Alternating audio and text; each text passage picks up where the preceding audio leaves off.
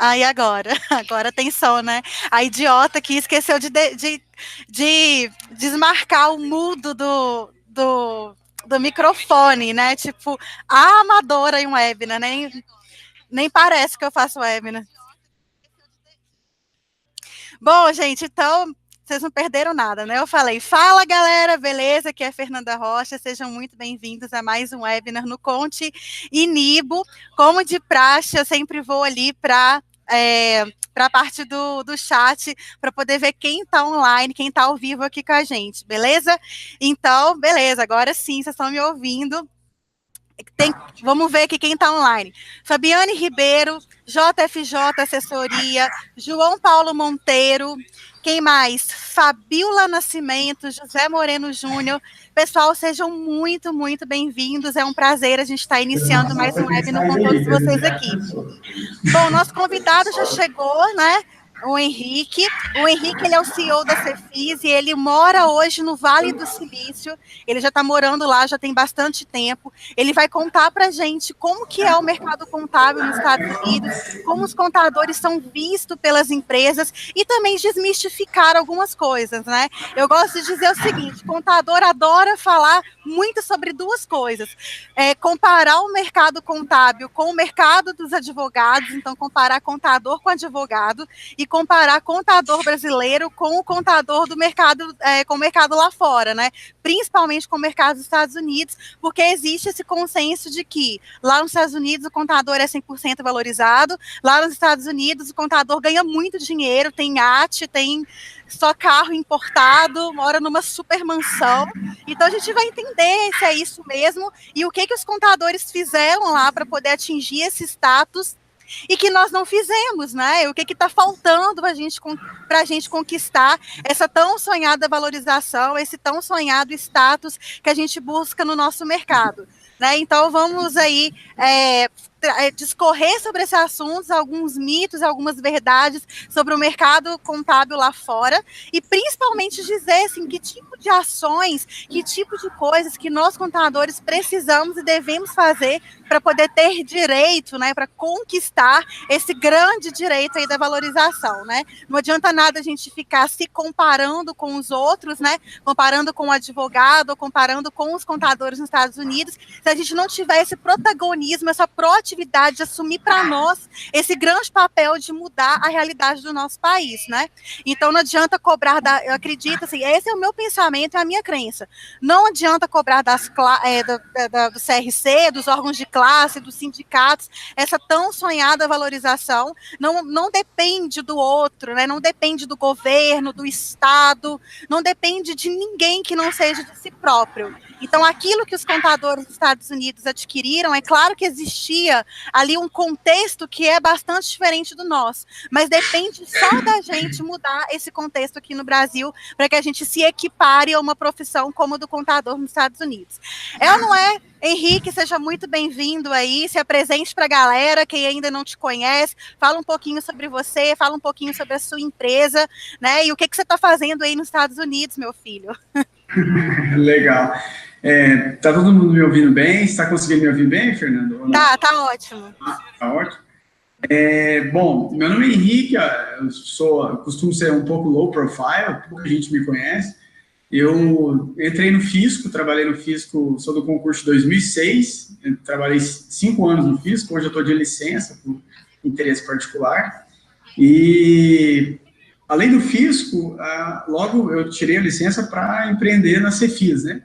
A Cefis é uma empresa hoje que tem mais de 70 mil alunos, né?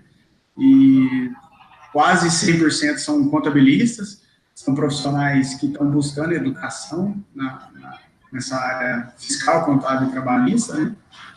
E a gente basicamente surfa hoje numa onda do mercado que ela foi criada justamente por uma certa ineficiência ou uma fase do mercado brasileiro hoje, do mercado contábil, né?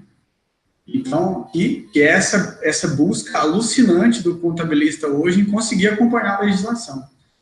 E assim que a Cefis nasceu, e hoje a Cefis tem outros braços, e um deles, nós começamos a expandir nossa operação para os Estados Unidos, como um plano de negócios mesmo da Cefisa, né? Não ficar só focado no mercado brasileiro de educação. E aí, desde de janeiro, nós começamos a montar mesmo a operação, o site, etc. E eu tive que levantar a empresa do zero nos Estados Unidos, né? Então, eu tive que entender, por exemplo, qual que era a diferença de uma small corp, de uma LLC nos Estados Unidos.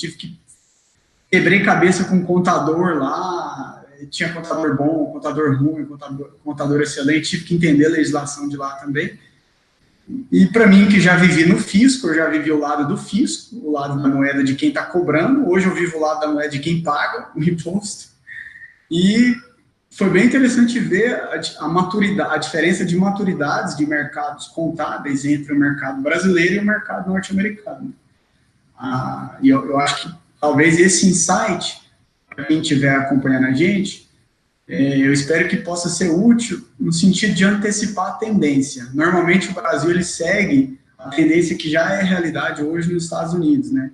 Então, se você é contador, contabilista, profissional contábil, tiver bem claro o que já está acontecendo lá, é quase 100% que isso vai acontecer aqui. Então, se você se antecipar a essa onda de mercado, você consegue com certeza ter lucros, ou ter no mínimo uma transição de carreira muito mais suave, muito mais planejada, né? E não ser pego assim, nossa, o mercado contábil mudou aqui e eu estou de fora da onda. Não, então, o que eu e a Fernanda, acho que nós podemos contribuir para vocês, é justamente com esse conhecimento. Espero que seja útil aí. A Fernanda, sem dúvida, é uma pessoa que está revolucionando aí essa área contábil. Eu acho que é um tema totalmente novo, né? A ideia dela, inclusive.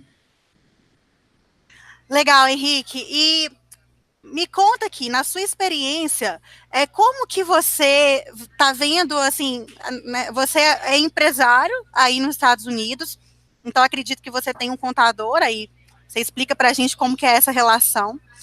E me diz, assim, como que as empresas, elas veem o contador, veem o papel dele, como que o contador é visto aí, e o que é diferente aqui no Brasil?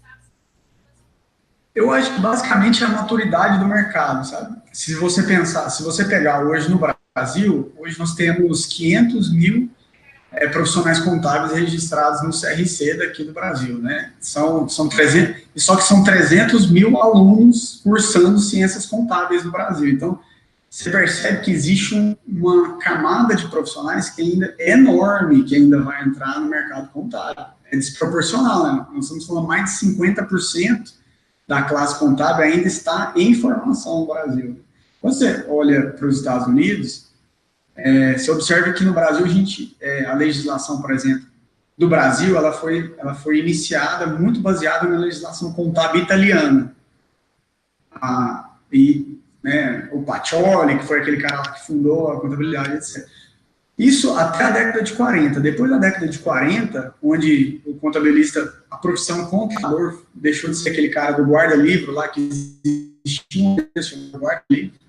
Quando isso aconteceu, foi para responder uma demanda do mercado de capital aberto, né? Que estava começando no Brasil. Só que isso nos Estados Unidos já teve até a crise de 29, né, nessa altura do campeonato, né? Então, você observa que logo depois veio o IFRS, agora mais recente, na década de 70 teve a profissão de auditor, que foi travada somente para o profissional contábil, até então não era assim, né? Então, você observa que no Brasil, o mercado contábil, ele era feito por muitos amadores, pessoas assim, que não tinham nenhum tipo de formação na área, etc. Isso denegriu bastante a profissão. Isso tirou o interesse dos jovens, tirou o interesse das mentes brilhantes de trabalhar na área contábil. Ninguém queria, porque os jovens brilhantes achavam que era uma profissão que você precisava ser criativo, você precisava ficar guardando livro, né? Isso abaixou o nível da qualidade e isso não puxou o nível da qualidade do ensino, principalmente o ensino formal lá na faculdade, né? O que não aconteceu nos Estados Unidos. Nos Estados Unidos, o mercado de capital aberto lá, né, a publicação de balanços, de DRE, é muito mais madura, né? Então, você tem empresas com 10 milhões de faturamento já conseguem se tornar uma SA, já conseguem abrir capital e, para isso, elas precisam ter a contabilidade muito bem feita, né? Balanços e distribuição. E aqui no Brasil, não. a gente está começando, não é nem que a gente é ruim, é porque realmente é muito recente. Se você for olhar, da publicação da primeira legislação que instituiu o profissional de auditoria sendo específico, travado para contador, foi em 1972. Ele teve só 4 anos para fazer essa transição. Nos Estados Unidos foram 30 anos.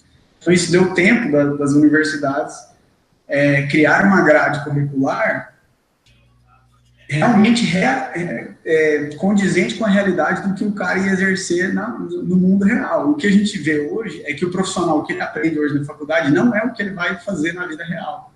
Ô, Henrique, deixa eu só te interromper, porque você falou tanta coisa importante aqui agora, então eu quero enaltecer, assim, separar esses pontos para a gente poder falar mais deles, assim. Primeiro você falou sobre a questão da desvalorização do profissional no Brasil, porque pela grande carga tributária, o sistema tributário e todas as questões burocráticas que amarraram aí a profissão do contador, esse mercado ele foi sendo cada vez mais desvalorizado. Consequentemente, os alunos das universidades, né, o curso de ciências contábeis não era e deixou de ser, se um dia já foi, a partir do momento em que houve tanta, né, essa associação do contador com o burocrata, com aquele cara que só cuida da parte chata da coisa, digamos assim, acabou que o próprio curso ele deixou de atrair alunos e pessoas, como se diz, pessoas qualificadas, né? Então, assim, era aquela... Não era um sonho fazer, não foi... A pessoa decidiu fazer ciências contábeis não porque o sonho dela é ser contadora, é porque muitas vezes caiu de paraquedas nessa profissão e, tipo, escolhia aquilo ali como opção B, colocava advocacia em primeiro, né, e com ciências contábeis em segundo ponto. Às vezes não passava em advocacia, né, em direito, e escolhia ciências contábeis como segunda opção, e ali muitas vezes fazia o curso até contrariado, né, contra a sua vontade e tal. Então esse é um ponto, né, a desvalorização profissional que acabou gerando pequena retenção de talentos no mercado, através das universidades. E o segundo ponto que você falou foi sobre essa questão nos Estados Unidos tem muito essa cultura de que pequenas empresas podem sim receber investimentos, né, os investimentos anjo. E agora aqui no Brasil começou, né, a gente tem aí uma onda muito grande de investidores anjo, sobretudo em startups, mas esse aqui no Brasil é um assunto bastante recente, né, eu diria aí que é nos últimos 6, 7 anos para cá, que tem se falado muito sobre investimento em pequenas empresas. Tanto é que só no ano retrasado, se eu não me engano, houve uma atualização na legislação do Simples Nacional, justamente por causa dessa onda de investimentos em pequenas empresas. Já nos Estados Unidos, desde o começo, já é comum uma empresa receber investimentos externos, seja dos próprios familiares daquele empreendedor, seja de pessoas próximas da sua rede de contatos, porque é muito comum, é muito da cultura do americano ter esse perfil empreendedor de investir, não em pegar o dinheiro dele e colocar na poupança, mas sim investir numa empresa e ter retorno através dela. Então, essa cultura é bastante diferente. Então, quer dizer, a partir do momento que essa questão ela é muito bem difundida nos Estados Unidos, precisa sim de ter bem formalizado os números da empresa, precisa conhecer o quanto que essa empresa ela tem, né, aí de indicadores gerenciais, o quanto que ela tem de faturamento, o quanto que esse faturamento realmente gera como, né, dá lucratividade, rentabilidade para a empresa e sobretudo para os sócios e os investidores, né? Então, quer dizer, foi se criando essa cultura e, consequentemente, o contador, ele atuou ali como aquilo que ele sempre deveria ser, né? O cara que cuida dessa parte de tomada de decisão, ajudar a constituir esses números da forma mais clara possível, para que isso fosse analisado e interpretado por todos os stakeholders ali, quem toma conta aí dos resultados da empresa, né? Com certeza, com certeza. Quando você pega, por exemplo, o Ibovespa aqui no Brasil, nós tivemos a crise de 2008, E eu até lembro nessa época que a bolsa chegou a 95 mil pontos, 85 mil pontos. E ela baixou na crise de 2008 para 35 mil pontos, e hoje ela já está em 80 mil pontos novamente. O que eu considero bem razoável pela situação política e econômica do Brasil, né? Então, você tem uma recuperação, assim, em tão pouco tempo, vamos dizer assim, do momento glorioso econômico do Brasil, isso só demonstra que realmente tem muita gente querendo investir aqui, né? Mas, para investir, ninguém coloca o dinheiro numa empresa que não tem um balanço claro, né? Que não tem esses números muito, talvez o que o Nuconte se propõe a fazer, tornar isso menos complicado, né? Realmente o que eu vejo é isso, assim, que a cultura do norte-americano, ela puxa isso, né? Esse investimento, um pouco mais de risco, e isso realmente puxou o profissional contábil. Vou dar um exemplo, por exemplo, não sei se está todo mundo acompanhando, mas o Jeff Bezos, o CEO da Amazon, você chegou a ver isso? Que ele virou, pouco tempo atrás, se tornou o homem mais rico do mundo, né? Passando Bill Gates, mas assim, de longe mesmo, né? Uma fortuna de mais de 130 bilhões de dólares. E a Amazon, uma empresa relativamente recente, né? E quando se observa na história dela, a história contábil dela, você observa que ela ficou durante 12 anos, contabilmente falando, tomando prejuízo, né? E mesmo assim, a demanda de investidores, pessoas querendo ações dessa empresa, era enorme. Aí você fala, pô, mas como assim tanta gente querendo investir numa empresa que tomava prejuízo durante 12 anos?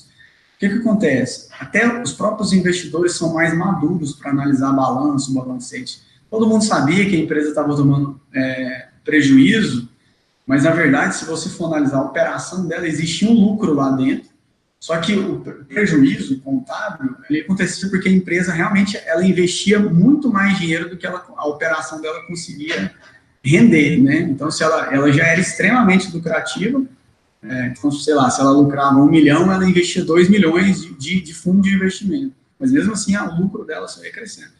E as pessoas tinham maturidade de encarar que uma empresa com prejuízo contábil poderia se tornar a maior empresa do mundo, e se tornou, né? Olha, isso que você acabou de descrever chama undertrading.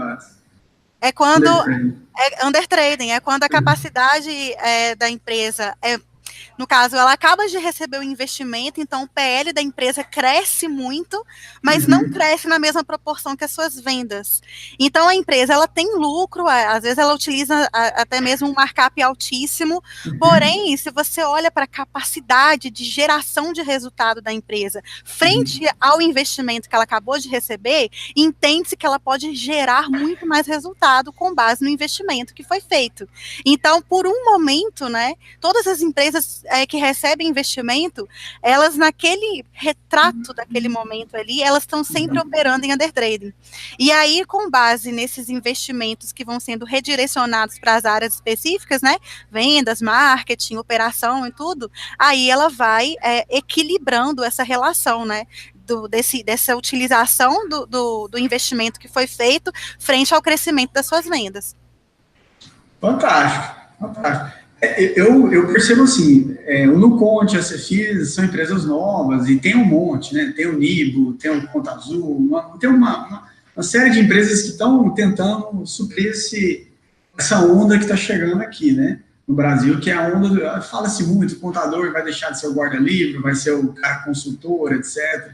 O próprio, né, o Contabilidade Sem Chatice, que você fundou, e isso mais cedo ou mais tarde vai acontecer aqui no Brasil, né? O que, na minha opinião, o que realmente depende disso é só a capacidade, o conhecimento mesmo do contador. Lá nos Estados Unidos eu cheguei faz 10 dias aqui, estou aqui na Cefis, eu não estou mais lá, vou voltar daqui a alguns dias, mas lá você está no Brasil, então, você não está no Estados Unidos. Cheguei faz 10 dias. E lá eu tive experiências, assim, de procurar vários contadores, né, para abrir a empresa lá e fazer a fusão, e eu tive que tentar achar contadores aqui no Brasil que conseguissem, por exemplo, entender essa legislação, né? Existe uma portaria desde 2016, depois da lei, vinculada à lei da ficha limpa, por exemplo, E empresas que são abertas no exterior de brasileiros, como é o meu caso, você não precisa mais, por exemplo, fazer a tradução juramentada para fazer a habilitação do CNPJ aqui no Brasil, porque existe o apostilamento online já. Então, eu levo meu passaporte lá e tal. Eles já sabem que existe um brasileiro com uma empresa lá. Só que, quando eu tentei buscar contadores aqui que, pelo menos, se propuseram a estudar esse tema a fundo, primeiro que quase ninguém conhecia. E eu tive 3 ou 4 experiências aqui com contadores do Brasil que, assim, o cara estava lendo legislação de antes de 2016. O cara falou, não, tem que fazer tradução juramentada. Eu falei, cara, não tem, sabe? Então, o que eu percebo é que eles têm assim, isso gera uma insegurança em Henrique, em mim, como cliente, né? Que eu não consigo confiar num cara que é o contador que não tem conhecimento do que está falando. Se eu li pouco e sei mais do que ele, é muito complicado, né? Então, realmente, hoje, o fator decisivo chama-se conhecimento, né? Lá, realmente, eu consegui ver profissionais contábeis que estudavam mais. Eu acho que aqui o grande problema, Henrique, é porque o contador, ele tem que ser especialista em muita coisa ao mesmo tempo, né? E a gente sabe que não dá para ser especialista em tudo. Se você, com certeza. Você é especialista em tudo, então você é um generalista, na verdade, né? É verdade. E o problema é que aqui no Brasil, o contador, ele tem que estudar todas as diretrizes que muitas vezes nem compete a ele. Por exemplo, aqui no Brasil, a legislação trabalhista é extremamente complexa, né, e requer muito estudo, conhecimento e cuidado sobre todas as ações que você vai fazer na hora de gerar uma folha, na hora de atualizar uma CCT e coisas do tipo, né. Ao passo também que o sistema tributário todos os dias tem uma atualização, todos os dias, você sabe, né, assim, o seu trabalho aí na Cefis é fazer cursos para que as pessoas se atualizem da quantidade imensa de burocracia que existe nesse país, para que o contador aí seja, né, ou seja, o agente propulsor aí, o agente executador dessa burocracia estatal. Então, quer dizer, acaba que quando chega numa especificidade de um assunto, que é o caso, né, brasileiro que abriu uma empresa no exterior, e na hora de buscar um contador com conhecimento nesse assunto, ele não tem, porque ele é generalista. Então, assim, sim, precisa ter bastante estudo, sim, ele tem que buscar esse conhecimento, só que a capacidade do ser humano de reter o conhecimento é limitada nesse caso, né? Porque ele acaba ficando tão anexo a essa parte, por exemplo, das atualizações do ISS, do ICMS, do PIS, do COFINS e de outros 45 tributos, mais SPED, mais não sei o quê, mais FD contribuições, mais todo dia que sai aí uma nova obrigação, e aí quando chega um assunto desse nível, o cara... ele vai dar uma resposta, às vezes, genérica mesmo, né? Com base no conhecimento que ele adquiriu, às vezes, um tempo atrás, estudando sobre o assunto, mas ao mesmo tempo que ele tem que estudar, se ele pegasse né, enfim, uma legislação para ler sobre isso e dizer que não precisaria de transcrição juramentada, ele tá ali, cara, viciadaço ali no regulamento do ICMS, porque acabou de mudar uma coisa, então ele fica louco.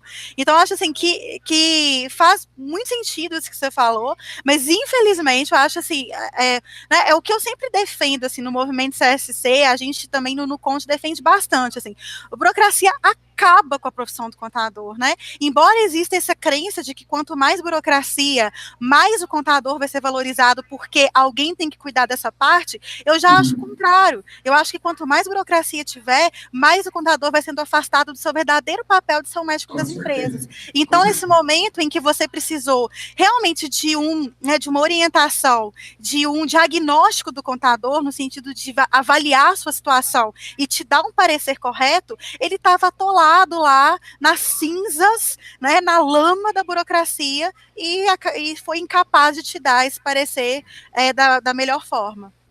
Já antecipando, de repente, dando um insight para quem estiver vendo aí, um profissional contábil, ou tiver um negócio contábil, o que eu vejo, os Estados Unidos, eles passaram por esse mesmo momento. Quando você pega a história da contabilidade lá, eles tiveram esse mesmo momento onde a profissão do contador ela ficou muito similar à profissão, vamos dizer assim, de uma profissão operacional. Eu já ouvi um termo que eu não sei se é muito pesado, mas já me falaram que tem muitos contadores que hoje trabalham quase que como serviço de despachante, vamos dizer assim, né?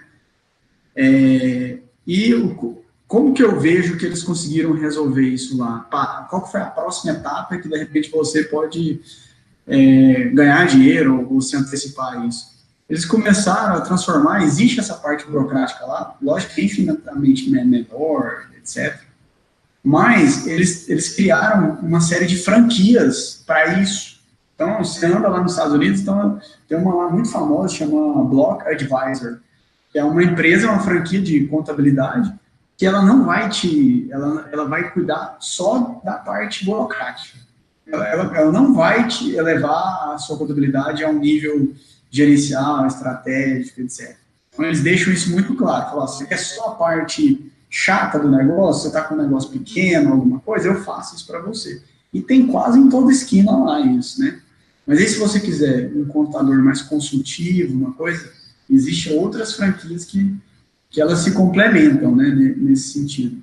Hoje, aqui no Brasil, a gente tem até algumas demandas nisso, né? Eu sei que é um assunto muito polêmico, mas, por exemplo, eu contabilizei, na minha visão, hoje seria isso. Basicamente, você não tem como esperar um contador consultivo, que é um serviço online, mas para um certo tipo de cliente, que está mais preocupado com aquela parte mais assim, de entregar as obrigações acessórias, etc., resolve, né? Então, você percebe que o mercado brasileiro está caminhando para esse lado. Eu enxergo isso também, o Henrique, faz todo sentido o que você diz. Inclusive, eu vejo que como tendência para o mercado contábil é começar a ter justamente essas especializações. Da mesma forma que existe o médico cardiologista, o urologista, oftalmologista, quer dizer, você vai no clínico geral, ele vai só direcionar qual que é o seu problema. Então, assim, você fez lá os exames e constatou que está com um problema no coração. Ele vai te indicar para um cardiologista, porque foge da competência dele, da alçada dele, tratar desse assunto a fundo. E aí ele vai indicar você para um cardiologista, vai colocar ali, de repente, algumas opções, né, de alguns conhecidos, de alguns, né, de alguns médicos ali na sua rede de contatos, e vai indicar para você o melhor profissional, na opinião dele. E aí você vai fazer o tratamento especializado com o cardiologista, indicado pelo clínico geral. A mesma coisa eu penso com relação ao mercado contábil. O que eu vejo, assim, é que essa parte burocrática, para aquele contador que quer ser consultivo, a tendência é ela ser terceirizada. Porque não cabe, assim, como a burocracia, nossa, ela é muito grande, e até que a tecnologia consiga, de fato, automatizar 100% toda essa questão, eu acho que vai demorar, assim, pelo menos mais do que 5 anos. Eu saí do fisco, Fernando, vai fazer 5 anos, eu acho, 4 ou 5 anos. Quando eu saí do fisco, já se falava há mais de 2 anos que o Sintegre iria acabar. Eu encontrei um colega meu ontem do fisco aqui, e ele até é instrutor da Cefis, e eu perguntei para ele do Sintegre, ele falou, não, acabou mês passado. Mês passado acabou, quer dizer... realmente a mudança tecnológica ela acontece numa velocidade que a gente é um pouco mais lento do que a gente gostaria, né, nessa área. É complicado, é rápido. Se você parar bem e pensar, o Brasil nos últimos 10, 15 anos, o profissional contábil ele foi praticamente obrigado pela legislação, né? A legislação ela não está nem aí se o cara tem condição de entregar a área social, se não tem, se tem dinheiro para comprar computador, se não tem, ela simplesmente chega e põe e fala, ó, tem que me entregar tudo isso aqui. Se vira, me entrega isso aí digitalizado porque é melhor para o fisco, né? Então, o que você observa é que não dá tempo do profissional, assim, é uma mudança meio bruta, sabe? Você chega no cara e fala, ó, eu quero que agora você trabalhe desse jeito. É assim que está funcionando. Isso aí também vem um pouco das diferenças da forma de legislar entre o Brasil e os Estados Unidos. Aqui, basicamente, a gente resolve tudo por decreto, né? E o decreto, ele é um negócio meio goela abaixo, assim, veio de cima, regulamentou e mandou braço. Sancionou, acabou, se vira para fazer. E isso nos Estados Unidos já não acontece muito, né? Então, lá o que você observa a forma de legislar, ela é muito mais lenta e ela tem uma interferência totalmente direta do mercado da iniciativa privada, né? Lá, a profissão lobista, o cara que vai fazer lobby dentro do Congresso, do Senado, é uma profissão regulamentada, ela é ok, né? Ou seja, se você é uma empresa grande, você coloca alguém dentro do Senado para ficar ali conversando, tendo um relacionamento com quem vai legislar, principalmente essa parte tributária, para conseguir alinhar os interesses da iniciativa privada e da iniciativa pública, né? Hoje, aqui no Brasil, a gente tem uma certa hipocrisia com esse negócio do lobby, né? Acaba gerando essa crise toda política. Esse lobby ele não acontece de forma legal e a legislação vem goela a seco e isso pressiona demais o contador, né? Hoje, para ser sincero, eu tenho uma certa empatia com o profissional contábil, porque é quase que desumano você trabalhar dessa forma, assim, nessa insegurança, sabe? Você chega, agora é social, agora não é mais não, falei, a Receita falou que era, mas aí prorrogou mais um ano. Isso não é uma forma séria de você trabalhar, sabe? Não dá para você gerar uma economia estável e fazer um planejamento de uma empresa dessa forma. Parece piada, sabe? Parece que o cara tá falando assim, não, agora o SPED vai ser para o simples. Não vai. Aí fica todo mundo assim, tenso. Então, essa maturidade, eu enxergo assim, lógico que não pode durar a vida toda, essa situação, mas eu enxergo que vai passar, sabe? E o que acontece? O cara que, de alguma forma, conseguir achar um tempinho na agenda dele, 1 ou 2 horas por dia para estudar e elevar o seu nível de conhecimento para deixar de ficar cumprindo a obrigação acessória e tirando guia e realmente ser um cara consultor, esse cara, daqui 2, no máximo 5 anos, ele vai ser muito caro, sabe? Eu acredito que sim. Se você olha, por exemplo, nos Estados Unidos, como é que é o nome daquela? A Deloitte, aquela empresa de auditoria, a previsão dela de faturamento para 2017 foi 40 bilhões. Quer dizer, o tamanho do mercado, né? É uma empresa que não faz contabilidade, é uma empresa de auditoria, praticamente similar a esse profissional meio consultor, né? Henrique, tem uma galera de gente fazendo perguntas aqui no chat. Então, gente, espera só uns 5 minutinhos, a partir das 5h40 eu já começo a fazer as perguntas pro Henrique responder. Tem perguntas excelentes aqui, mas assim, eu só queria fechar isso que você mencionou. Eu acho que o caminho do contador consultor, ele não é um caminho fácil de ser trilhado, né, Henrique? É como subir um Everest.